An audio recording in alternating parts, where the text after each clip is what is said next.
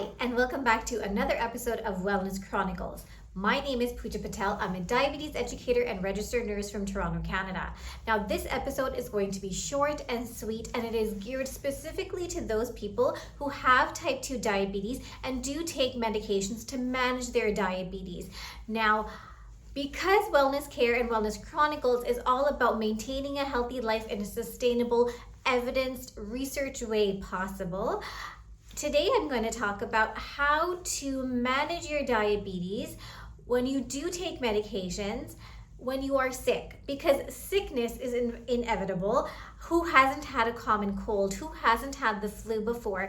What I am going to talk about today is something called sick day management. Now, Diabetes Canada and the American Diabetes Association, they recommend these guidelines for those patients who do have diabetes and are on medications and happen to become sick. So, for example, if you have the stomach bug, if you are sick, if you have a fever, for example, and if you are at risk for dehydration, then Diabetes Canada and American Diabetes Association recommend these 5 things for you to watch out for, because really, if you're already not feeling well, you're not eating, you're not moving, the last thing you really want is for you to go into a hypo or for you to just feel worse because of the symptoms of your diabetes. So it's important to manage that diabetes. So the very first thing is the Diabetes Canada and the ADA, the American Diabetes Association, recommend that you do check your sugars about 3 to 4 times a day. Now, when you are sick, if you have a fever, whether you have the stomach bug, whatever, your blood sugars will tend to fluctuate, okay? And more often than not, they will run a little bit on the higher side. And the reason for that is because there's so much of a stress hormone, the cortisol, that's running around in your body, along with the adrenaline, just to keep those energy levels up so that way you can function, okay? So because of those hormones, adrenaline and cortisol, your blood sugars will naturally run a little bit high. In fact, it's actually a little bit better that they do run high, and the reason for that is because you don't want to go into those hypo episodes, because if you do go into a hypo episode, you're going to feel even worse, right? Because it does take a couple of hours to get over that hypo episode, especially for your brain and your body, so we don't want a hypo episode. So a little bit high is actually okay, it's even better. So the general recommendation when you do check your blood sugars those 3 to 4 times a day is that it should be less than 11.1 millimoles per liter, or that's about 200 milligrams per deciliter. Now, the second recommendation that these guidelines actually recommend is to stay hydrated. So drink lots and lots of water, bone broth, fruit juices, no sugar Gatorade, for example. These kinds of things help you keep hydrated so you don't become dehydrated and cause another complication. So drinking as much fluids as possible is absolutely recommended. And of course, please try to limit your caffeine as much as possible. So coffee and tea and pop, these are not recommended when you're trying to rehydrate yourself or when you're trying to keep yourself hydrated when you are sick. Now, the fourth recommendation is you really want to prevent those hypoglycemic episodes, right? So eating as much as you can whenever you can is ideal. So the recommendation is that you have at least 15 to 30 grams of carbs every 3 to 4 hours, just to keep the glucose levels in your body up. So if you can tolerate it, maybe a cup of milk, half a cup of yogurt, half a cup of Jell-O, for example. These kinds of things, something that may have some protein in it, some fat, and carbohydrates also, so that way your blood sugars are steadier and you don't hit those hypoglycemic episodes. So eat as much as you can whenever you can. 15 to 30 grams of carbs, that is what is recommended. This fourth recommendation is especially for those who take anti-hyperglycemic medications. Those people who take insulin, for example, oral medications like metformin or GLP-1s or SGLT2 or any kind of diabetes medications, this recommendation is for them.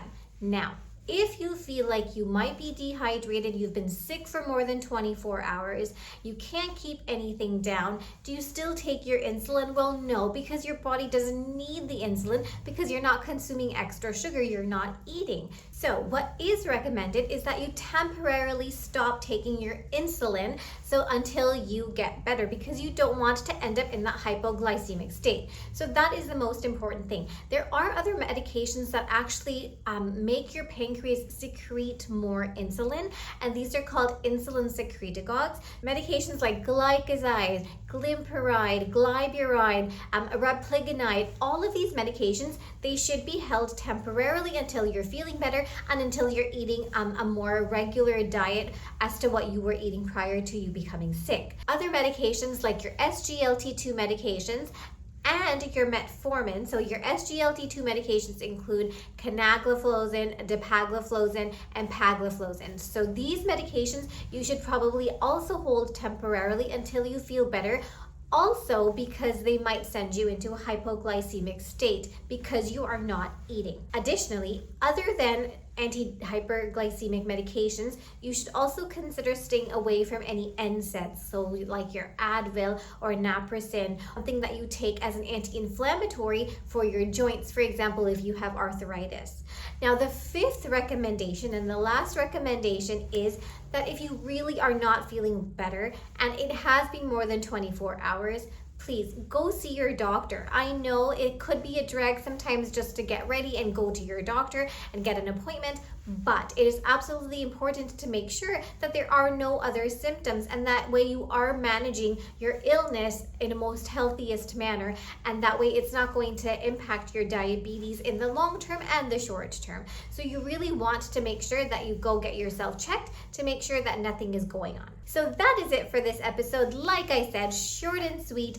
Just how are you going to be able to manage your diabetes if you are taking medications, if you are sick, okay? So that is the episode this week. Now, if you learned anything at all, if you feel like this episode would benefit anybody, any family or friend or anybody, I need you to do 3 things for me. First, you're going to like and subscribe to Wellness Chronicles, so that way you get lots and lots of evidence-based tips and tricks and information on how to manage your diabetes, prevent it, and even reverse those diabetes symptoms. So like and subscribe to Wellness Chronicles. Secondly, share this with one person. Share this episode with one person who you think might benefit from this information. And lastly, like and comment on the episode, and please leave your feedback as to what you would like to see in the future episodes, so that way we are getting information out there that is evidence-based, so we can create a happier, healthier community for the future. Thank you so much for watching this episode all the way to the end. Until next time, stay happy, stay healthy, stay kind.